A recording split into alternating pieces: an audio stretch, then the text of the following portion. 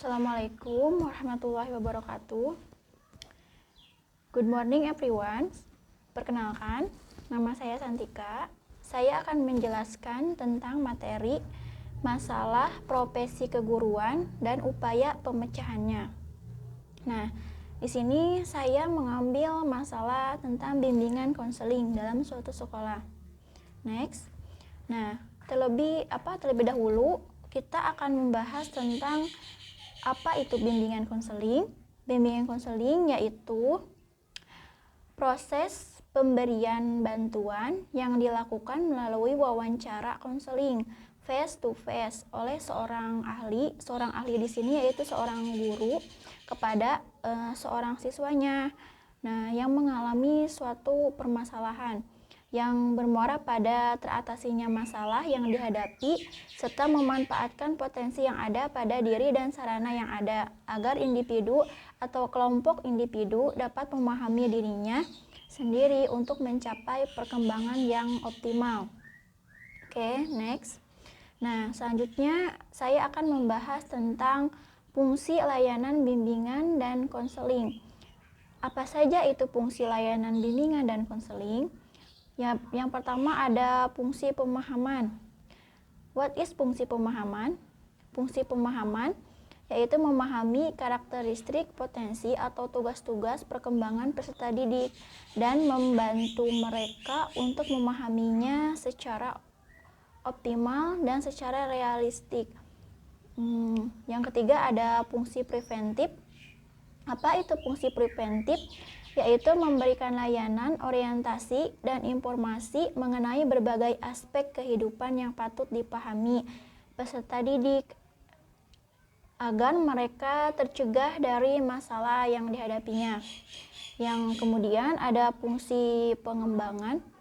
Apa itu fungsi pengembangan? Yaitu yang pertama memberikan layanan bimbingan untuk membantu peserta didik mampu mengembangkan dirinya atau tugas-tugas perkembangan dirinya. Yang kemudian ada fungsi kuratif, yaitu membantu para peserta didik agar mereka dapat memecahkan masalah yang dihadapinya, baik itu masalah pribadi, masalah sosial, belajar, ataupun masalah ekonomi. Next.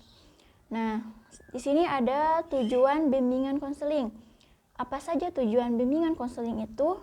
Nah, yang pertama ada mengembangkan seluruh potensinya seoptimal mungkin. Yang kedua, mengatasi kesulitan dalam memahami dirinya sendiri. Yang ketiga, mengatasi kesulitan dalam memahami lingkungannya yang meliputi lingkungan sekolah, keluarga, pekerjaan, sosial, ekonomi, dan kebudayaan. Kemudian mengatasi kesulitan dalam mengidentifikasi dan memecahkan masalahnya. Kemudian mengatasi kesulitan dalam menyalurkan kemampuan, minat, dan bakatnya dalam bidang pendidikan dan pekerjaan. Yang terakhir ada memperoleh bantuan secara tepat dan pihak-pihak dari sekolah untuk mengatasi kesulitan-kesulitan yang tidak dapat dipecahkan di sekolah tersebut. Next, nah di sekolah kan suka ada tuh permasalahan-permasalahan. Nah, permasalahan apa saja dalam BK di dalam suatu sekolah? Yang pertama ada masalah layanan bantuan atau bimbingan. Apa itu masalah layanan bantuan dan bimbingan? Misalkan dalam suatu kelas, misalnya ada suatu kasus seperti ini.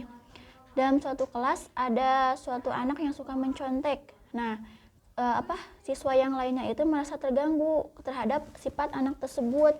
Bagaimana seorang guru BK mengatasi masalah siswa yang suka mencontek itu? Nah, kita sebagai guru BK misalnya harus bisa mengatasi permasalahan yang ada di dalam sekolah, harus bisa mengatasi masalah anak yang suka mencontek itu gitu. Bagaimana caranya?